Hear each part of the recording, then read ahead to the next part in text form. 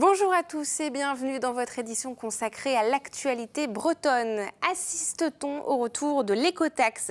Le gouvernement souhaite mettre en place une vignette payante pour les routiers. Le monde économique breton y voit un retour de la fameuse taxe et se mobilise. Les insectes disparaissent de notre environnement. Nous avons rencontré un spécialiste, un entomologiste à Guidel, qui a consacré sa vie à l'étude de ces petites bêtes. Et puis des jardins de Quimper deviennent lieu d'exposition ce week-end. 11 artistes vont proposer leurs créations. Nous les avons rencontrés pendant l'installation de leurs œuvres. Benjamin Bréon sera aussi avec nous. Bonjour Benjamin. Bonjour Julie. Et vous allez nous parler d'une décision européenne prise cette semaine dont on peut espérer qu'elle aura des répercussions jusqu'en Bretagne. Oui Julie, je vais vous parler de plastique, mais de plastique pas fantastique du tout. Eh bien nous vous retrouvons dans un instant alors pour détailler cela. Voilà pour les principaux titres de cette édition. Tout de suite, votre JT Breton du vendredi 1er juin 2018. Le gouvernement souhaite mettre en place une vignette temporelle pour les transporteurs. Il s'agirait d'un amendement relatif au temps passé sur la route, 500 € par an ou 25 € par semaine. L'État espère en tout cas récolter 320 millions d'euros. Cette mesure à destination du monde du transport rappelle de douloureux souvenirs aux acteurs économiques bretons qui y voient une nouvelle écotaxe. En 2013, avec les bonnets rouges, ils s'étaient mobilisés contre ce dispositif. Ce vendredi matin, à Rennes, ils ont souhaité alerter les autorités. Joël Chéritel du MEDEF de la région a expliqué pourquoi cette taxe serait dommageable à la Bretagne. La Bretagne a une économie basée sur l'agroalimentaire et que quand un poulet ou un gâteau sort ou un fromage sort de Bretagne, entre 5 et 8 transports ont été nécessaires entre la ferme, l'usine d'aliments, l'abattoir, les différents ateliers de transformation pour produire ces produits. Donc ça veut dire qu'entre 5 et 7 fois pour un produit à faible valeur ajoutée, tel que peut l'être un poulet ou un fromage, on aura 5 fois sur les transports rajouté une taxe et que ça va forcément obérer la capacité de ces entreprises à être compétitives. Et c'est le moment de retrouver votre chronique La Bretagne en 5 infos préparée par Benjamin Bréon. Pas touche à la loi littorale. Les députés ont supprimé ou réduit la portée ce vendredi matin de plusieurs dérogations à la loi littorale introduite en commission. Les installations photovoltaïques, par exemple, ne bénéficieront pas d'exemption et le comblement des dents creuses ne pourra pas se faire dans la bande des 100 mètres du littoral.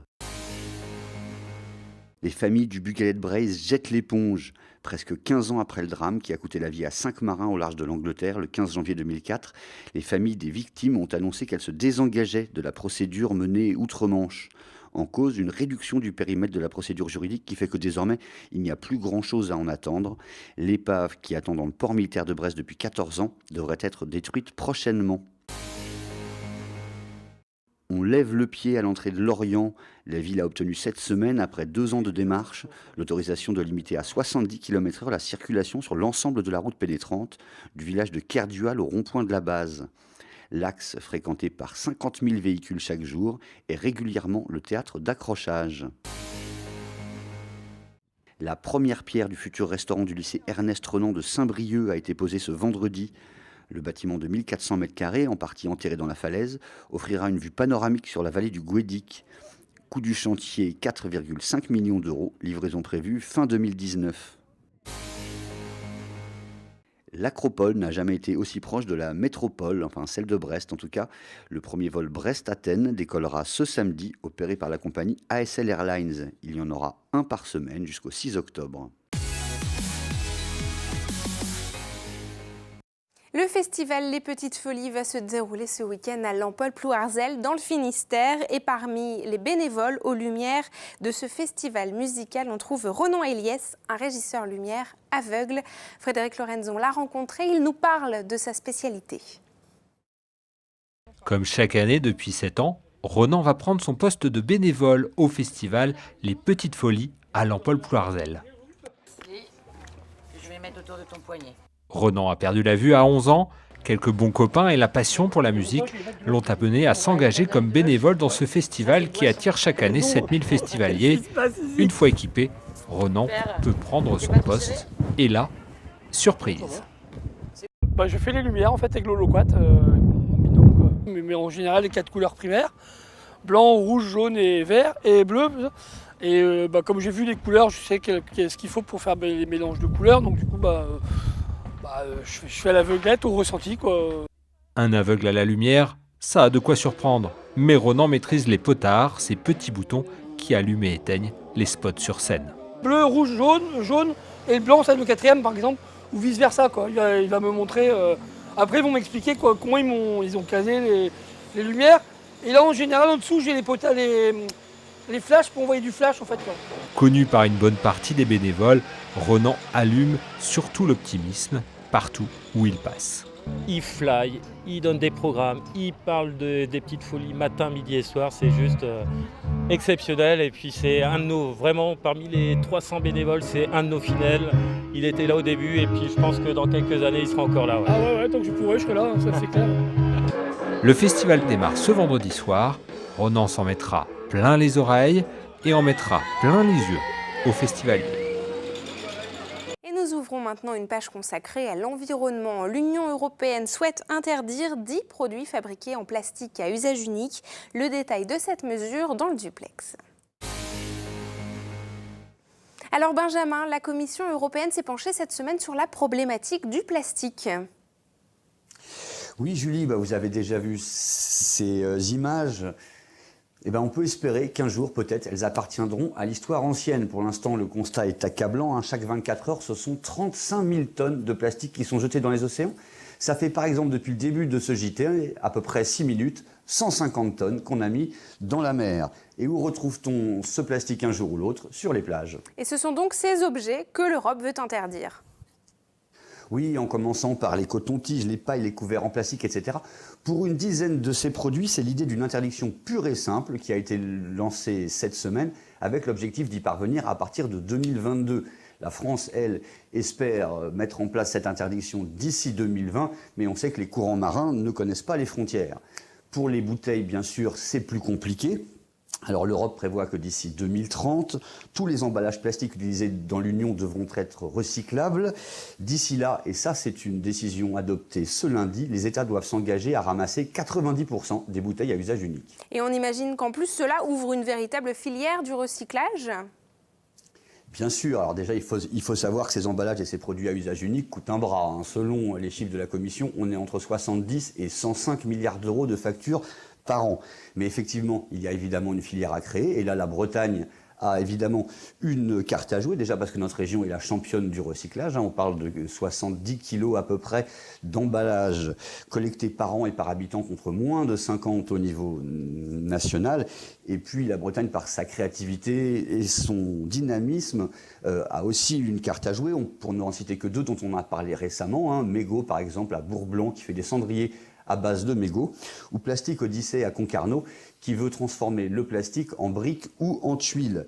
Il y en a plein d'autres, et évidemment, c'est une bonne chose, parce que plus que la contrainte, c'est l'exemple de l'intérêt économique de la valorisation du plastique qui entraînera chacun à s'investir enfin réellement dans le recyclage. Eh bien, merci beaucoup, Benjamin, pour toutes ces explications. Environnement toujours, et selon une étude publiée fin 2017, les populations d'insectes auraient diminué de 80% en 30 ans. Une situation qui alerte les spécialistes, et parmi eux Michel Collin, entomologiste à Guidel dans le Morbihan. Depuis de nombreuses années, il étudie les petites bêtes et continue de les faire parler. Xavier Patrijon l'a rencontré. Ils nous dégoûtent, nous intriguent et parfois nous font peur. Et pourtant, ils ont une place ô combien importante parmi les espèces vivantes dont nous faisons partie. Alors depuis 1985, dans son laboratoire aux aires de cabinet de curiosité, Michel étudie, répertorie et fait vivre les insectes. C'est mon atelier, c'est aussi quelque part des publications, parce que j'écris aussi quelque part. Donc ça c'est des publications que j'ai faites. Ça c'est des choses que j'écris, donc ça c'est mes ouvrages. Là c'est plus cabinet de curiosité, puisque là on est sur des uropuges qui sont très proches et des arachnides, puisqu'ils ont 8 pattes, et qui sont des animaux qui vivent très très loin dans les cavernes, très durs à trouver, et qui sont des insectivores, mais pas du tout dangereux pour l'homme, des choses que je pouvais manipuler de leur vivant à la main sans problème, quoi. Qu'il soit mort ou vivant, cet entomologiste fait ressortir l'intérêt de chacun des insectes qu'il détient. Une passion qu'il partage depuis de nombreuses années avec des élèves de primaire, collège ou lycée. et à la rentrée prochaine même de la faculté. Je suis autodidacte dans cette science, parce qu'il n'y a pas vraiment d'école d'entomologie. C'est pour ça que je suis content qu'à l'UBS de Vannes, on va créer une première école européenne sur l'entomologie. C'est une première totale. Ça n'a jamais existé. Et je suis content d'être un petit peu le maître d'œuvre de ça, parce que, en fin de compte, moi qui continue en arrière toutes les petites formations de lycée et autres, tous ces lycéens sur lesquels je leur ai appris des choses antérieurement, quand je vais les retrouver à l'université, je vais gagner énormément sur ma potentialité de mes cours, parce qu'ils ont déjà eu des bases que moi je leur ai inculquées. Des connaissances et des études qu'ils ne cessent de vouloir partager avec le plus grand nombre. Une idée de sortie à présent pour ce week-end. À Quimper, le collectif Cactus propose sa 3e exposition. Une déambulation dans 7 jardins privés où se cachent les œuvres de 11 artistes contemporains.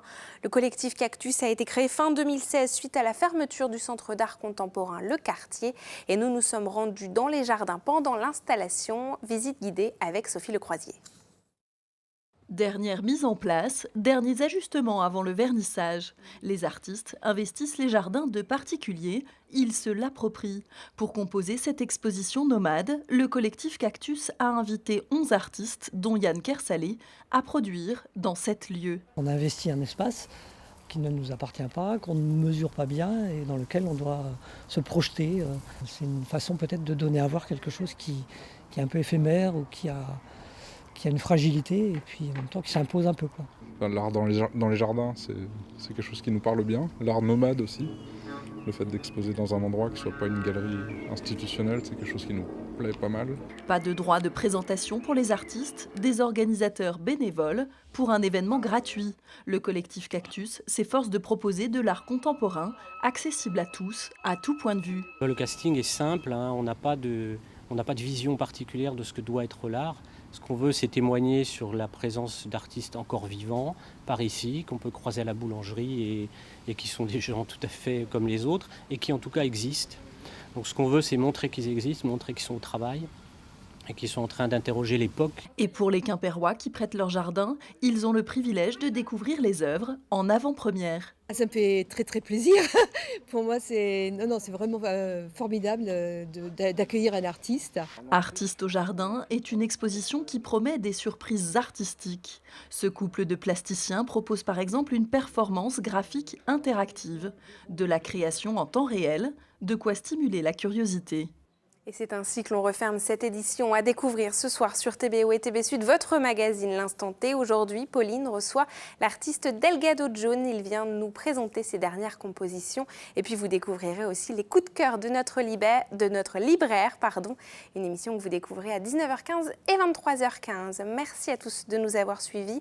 Prochain rendez-vous avec l'actualité lundi à 19h. Belle soirée et bon week-end.